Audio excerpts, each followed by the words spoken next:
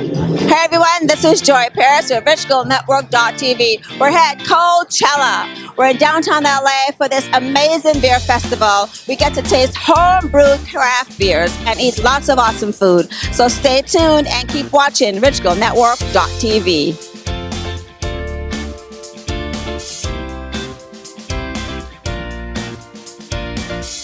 Well, we're here for one of the staple fundraisers in Los Angeles with two really good organizations. The first one is SoCal Cerverceros. It's a collective of homebrewers, the largest Latino homebrew club in the country, and it's Cerverceros and Cerveceras.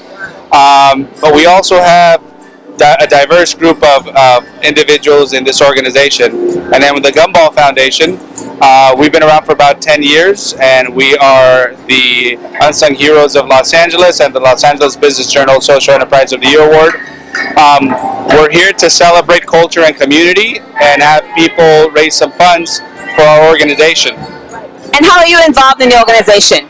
So I was actually one of the first students that was part of the Gumball Foundation in 2009 when it was founded, and it was instrumental in my professional development and getting me to college. Being a first-generation college student, I was a little bit unaware of how things worked, where I should go, and Ezequiel was quite a helpful person in making sure that I knew where to go, the resources that were available to me, and really making sure that I knew that I was able to graduate and really go on into a fulfilling career. And now I'm working in Washington, D.C. for the Speaker of the House, and so I can always pinpoint one person that has helped me all along the way, and it's definitely Ezequiel and the Gumball Foundation. So I can't express how thankful I am with everything that they've given me, and hopefully now I'll be able to give that to somebody else and be that resource for someone to hopefully have them get ahead in life. What's the one thing that really impacted you the most? I think the one thing that impacted me the most is just not being afraid. You know, a lot of the times we're afraid to ask for help. We feel like, you know, we're alone and you're kind of bugging someone. But if anything that I've learned throughout my time with Gumball, throughout my time in my professional career, is just not being afraid to speak up, raising your voice, making sure that you know that your voice matters, and really know that you have a really interesting perspective and a really valuable perspective to offer. So I think at the end of the day, that's what I always have ingrained in me, is to make sure that I know that I have a voice and that I'm there to really spread awareness and show people my story and the people that come from the same community. And I think it's important also to develop your story. Every person has a story, and sometimes culturally we're afraid to tell our story, and maybe culturally we're told to be modest and humble, but there's times that you have to turn up the volume and turn down the volume and adjust to every situation. That's, I think, one of the things that we teach our students, to be able to brand themselves and tell the stories and define an opportunity. We give them a gumball machine and we teach them how to be entrepreneurs, but they're entrepreneurs for identifying opportunities and also learning about financial literacy. What inspired you to be involved in this Gumball Foundation?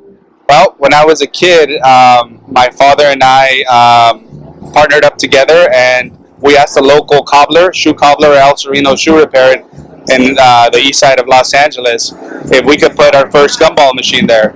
So when I was 11, we put the gumball machine in Alfred's shop, and he told me to come back another day, and he asked me why I wanted to put my gumball machine. I said, because I wanted to raise money to go to college.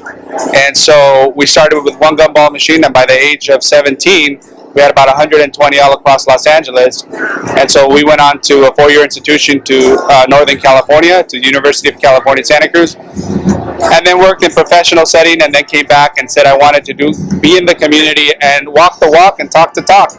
And so we came back 10 years ago and started the program, and Josue was one of the first students that was able to be part of this program. Now we're seeing the fruits of not only developing themselves through high school, through college and post-college, where they land their first job, and thankfully he's in a good position in Washington, D.C., doing very important things in very important times.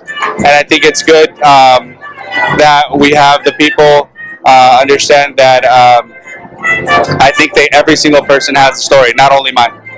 So how do people find out about Gumball? Where do they go on Instagram or social media, website, and everything they need to know? So they can go online. For Instagram, it's Gumballers Funds. And on Facebook, it's the Gumball Foundation.